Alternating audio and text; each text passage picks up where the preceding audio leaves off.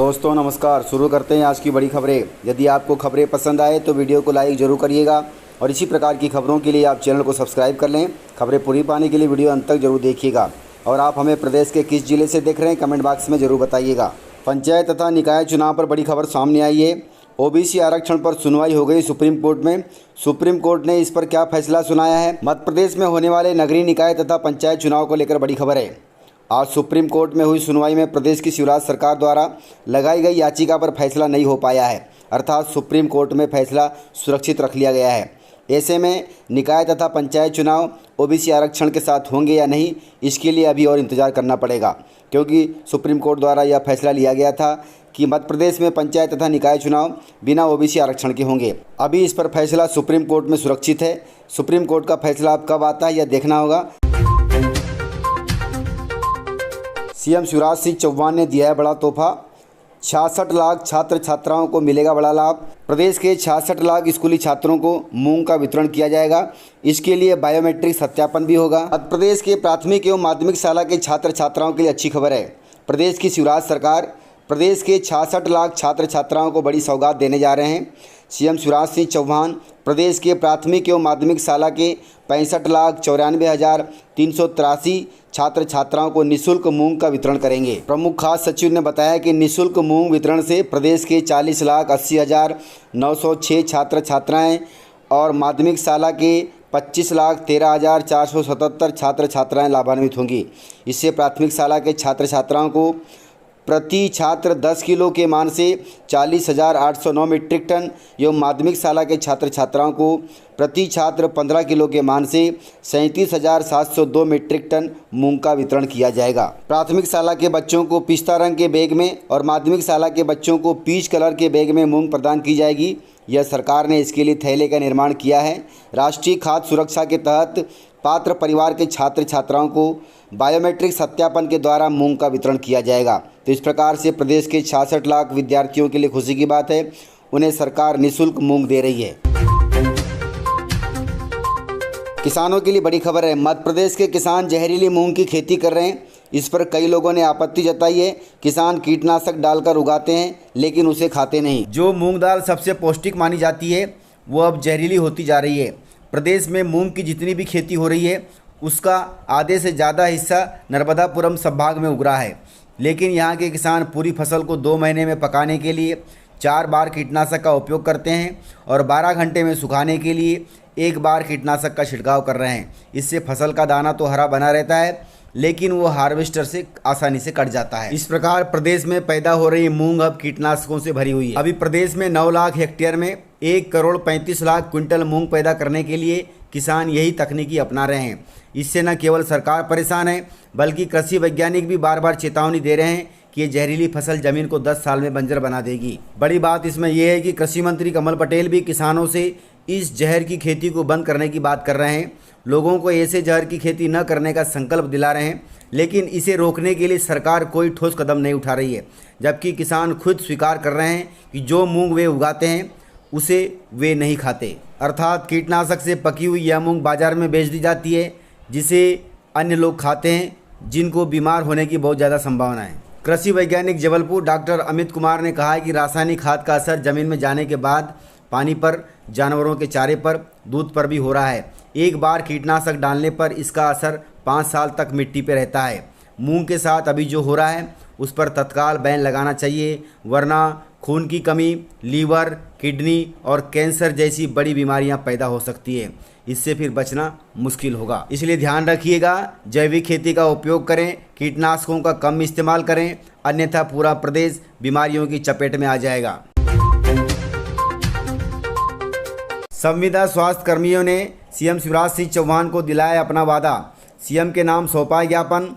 उन्होंने कहा कि उनका वेतन नियमित कर्मचारियों के बराबर होना चाहिए। दमोह जिले से खबर है। दमोह जिले में स्वास्थ्य संविदा कर्मियों ने सीएम शिवराज सिंह चौहान के नाम कलेक्टर को ज्ञापन सौंपा है। स्वास्थ्य कर्मियों का कहना है कि 5 जून 2018 को जब हम हड़ताल कर रहे थे तब सीएम शिवराज सिंह चौहान ने एक आश्वासन दिया था कि आने वाले समय में सभी संविदा स्वास्थ्य कर्मियों को नियमित स्वास्थ्य कर्मियों के वेतनमान का 90% दिया जाएगा, अर्थात नियमित स्वास्थ्य कर्मियों के 90% पेमेंट के बराबर। उनका कहना है कि 4 साल बाद भी उस आश्वासन को पूरा नहीं किया है सीएम शिवराज सिंह चौहान ने।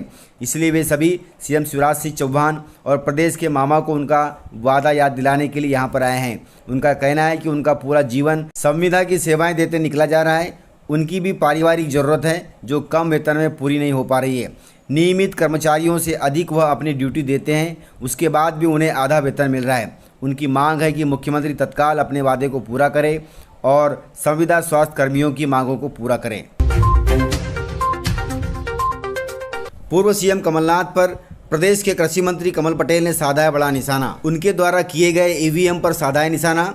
अपने 2 दिवसीय दौरे पर छिंदवाड़ा पहुंचे कृषि मंत्री कमल पटेल ने पूर्व सीएम कमलनाथ के ईवीएम वाले बयान को लेकर तंज कसा है।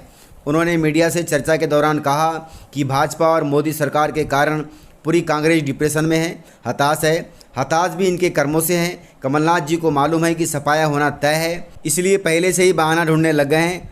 हमने तो पहले ही मांग की थी कि चुनाव ईवीएम से न हो। कृषि मंत्री कमल पटेल ने कहा कि ऐसा इसलिए क्योंकि उत्तराखंड, उत्तर प्रदेश, गोवा, पंजाब चुनाव में कांग्रेस की करारी हार हुई है।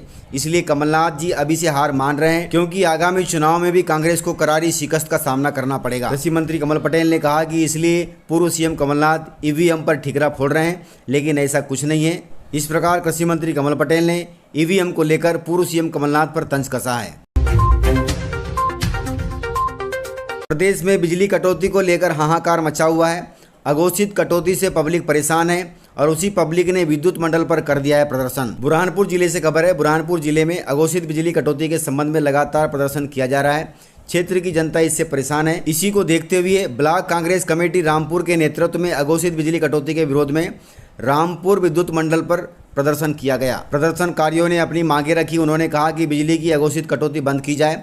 रोजाना बिना पूर्व घोषित के प्रायः 3 से 4 घंटे की कटौती की जाती है, जिससे आम जनता को समस्याओं का सामना करना पड़ता है। बिजली वोल्टेज की समस्या है, जिससे ग्रीष्मकालीन कृषि कार्य के लिए पर्याप्त बिजली उपलब्ध नहीं हो पा रही है। इसे भी दूर किया जाना चाहिए। आगामी बरसात के पूर्व जले हुए ट्रांसफार्मर बिना देरी के बदले जाने चाहिए। इस प्रकार से प्रदर्शनकारियों ने अपनी मांगे रखी है। कांग्रेस के मंडल अध्यक्ष डॉक्टर महेंद्र तिवारी ने कहा कि बिजली की कटौती पहले नहीं होती थी। रामपुर नैनिक क्षेत्र में जो बिजली की कटौती हो रही है वह अघोषित है। इस कटौती के लिए मुख्य जिम्मेदार विधायक साहब हैं। उन्होंने क्षेत्र के लोगों से अपील भी की है कि वे अपने क्षेत्रीय विधायक के पास जाकर समस्या से अवगत कराएं। अगर जल्द ही इस समस्या का समाधान नहीं होता है तो कांग्रेस आंदोलन के लिए विवश हो जाएगी। किसानों के लिए बड़ी खबर है। किसानों ने जनसुनवाई में बताया कि 1.5 महीने पहले बेचे गए चने का भुगतान अब तक खाते में नहीं आया है। सीधी जिले से खबर है। सीधी जिले भर के किसानों ने मंगलवार को जनसुनवाई में पहुंचकर डिप्टी कलेक्टर को शिकायत की। उन्होंने कहा कि समर्थन मूल्य पर बेचा गया चना 1.5 माह हो चुका है, लेकिन पिछले 1.5 माह से राशि का भुगतान नहीं किया जा रहा है। पैसा मांगने पर कहा जाता है कि आधार कार्ड लिंक नहीं है, जबकि बैंक जाकर चेक कराया तो ऐसी कोई बात ही नहीं निकली। जिन्होंने आधार दोबारा लिंक करा लिया उन्हें भी 20-25 दिन हो गए, अभी तक उनके बैंक खातों में चने की फसल का भुगतान नहीं आया है। किसानों ने कहा कि 1.5 माह पूर्व अपनी उपज बेच चुके हैं, आज तक एक किसान को पैसा नहीं मिला है। सभी किसानों के खाते आधार से लिंक है। पैसा नहीं मिलने से खरीफ सीजन की बोनी की तैयारी नहीं कर पा रहे हैं किसान। किसानों ने डिप्टी कलेक्टर से शिकायत की कि अधिकांश किसानों ने अपना क्रॉप लोन चुकता कर दिया है, लेकिन इसके बावजूद उन्हें नोटिस आ रहे हैं। इस समस्या का निराकरण करने की भी मांग की गई है। इस प्रकार किसानों ने अपनी समस्याएं जन सुनवाई में डिप्टी कलेक्टर को बताइए। अब डिप्टी कलेक्टर साहब इस पर क्या फैसला लेते हैं वह देखना होगा। आधार कार्ड और बैंक खाते की तकनीकी दिक्कतों से इंदौर संभाग के किसानों का गेहूं के करोड़ों रुपए का भुगतान रुका हुआ है अभी तक। इस बार न्यूनतम समर्थन मूल्य पर गेहूं की खरीदी तो बहुत कम हुई है, लेकिन किसानों को उनकी उपज का भुगतान मिलने में भी बहुत मुश्किल आ रही है। किसानों के आधार नंबर और बैंक खाते की तकनीकी दिक्कतों के कारण इंदौर जिले सहित संभाग के हजारों किसानों का गेहूं की उपज का करोड़ों रुपए का भुगतान अटक गया है। अकेले इंदौर जिले में लगभग 400 किसानों का 10 करोड़ रुपए से अधिक का भुगतान अटका हुआ है। इस पर संभागीय अधिकारी ने बताया कि किसान की उपज का भुगतान सही जगह में हो और सही खाते में हो, इसके लिए हर किसान के बैंक खाते को उसके आधार नंबर से लिंक किया गया है। कई खाते या तो आधार से लिंक नहीं हो पाए हैं या पुराने खाते होने के कारण ट्रांजैक्शन फेल हो रहे हैं। कुछ मामलों में यह दिक्कत भी आ रही है कि किसी किसान के परिवार के 2-3 खाते हैं, तो वह भुगतान गेहूं बेचने वाले किसानों के खाते में न पहुंचकर उनके परिवार के दूसरे सदस्य के खातों में पहुंच रहा है। इस प्रकार से कई सारी तकनीकी दिक्कत है, इसलिए किसानों को गेहूं का भुगतान नहीं हुआ है। इन सभी तकनीकी समस्याओं का समाधान निकाला जा रहा है, कार्रवाई हो रही है। जल्द ही किसानों के बैंक खातों में गेहूं के भुगतान हो जाएंगे। तो इस प्रकार से जानकारियां थी। यदि आपको जानकारियां पसंद आई हो तो वीडियो को लाइक जरूर करिएगा, और यदि आपने वीडियो पूरा देखा है तो उसके लिए बहुत बहुत धन्यवाद। वीडियो को ज़्यादा से ज़्यादा अपने दोस्तों में शेयर करें ताकि वे भी जानकारियों से अपडेट रहें और जानकारियों का लाभ ले सकें। तो आज की वीडियो में इतना ही। मिलते हैं सर अगले वीडियो के साथ, तब तक के लिए जय हिंद, जय भारत।